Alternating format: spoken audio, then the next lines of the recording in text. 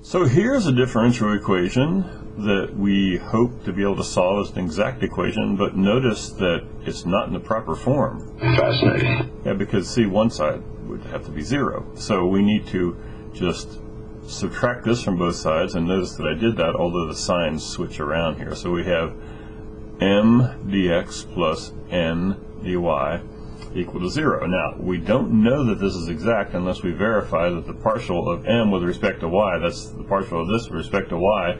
I hope you can see that that's just 1 over x, because this is a constant, and this is a constant with respect to y. And the derivative of y is 1, so we have 1 times 1 over x.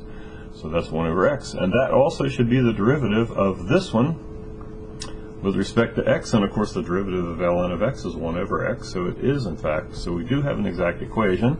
So in order to solve it, we just need to find the function. I got it. Right.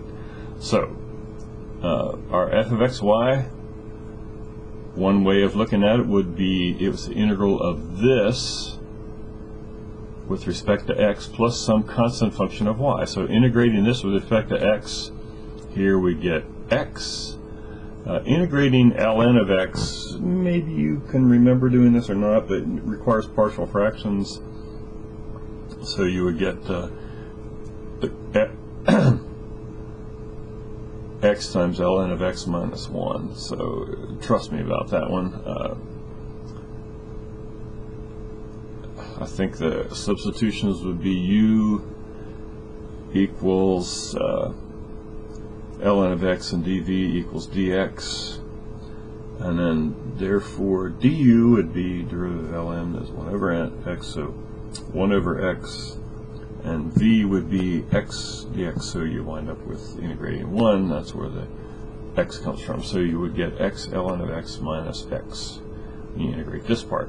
And integrating this with respect to x, I hope you would see the integral of dx over x is ln of x, so we get y times the ln of x, plus some function g of y that we don't know. That's what takes the place of our constant. Okay, simplifying this, see, I could factor out, notice I have a y ln of x and an x ln of x here, so I could factor out the ln of x and say x plus y plus some function g of y.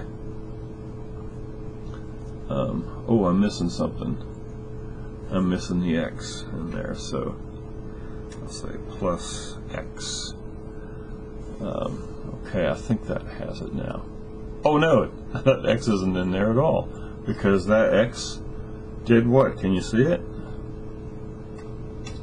That x subtracted off, so this x isn't there. That was my error.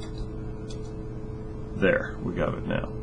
Now, similarly, we want to say this one, integrate this one with respect to y. Well, that's kind of easy because with respect to y, these are both constants, and then some plus some constant function of x. So if this is a constant, it's just going to be y times that constant, and then minus y times this constant. So y ln of x minus y plus some constant function of x gives us the two forms for our f of xy that must be equal to each other. So in other words, x plus y ln of x plus g of y has to be equal to y ln of x minus y plus some function h of x.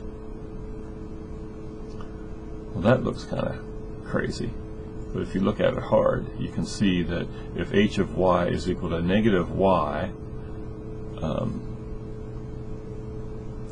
in this one, see, because we have this negative y on this side, and g of x equals x times the ln of x, see, because we're going to need this x times the ln of x on this side, that would be our h of x, and when we do that, our f of xy equals x plus y times ln of x, that quantity times ln of x minus y on both sides. And the solution would be x plus y times the ln of x minus y equals c. If we had an initial condition, then we could solve for the correct c and get the c solved with our initial values. Make it so, number one. Okay, we shall make it so.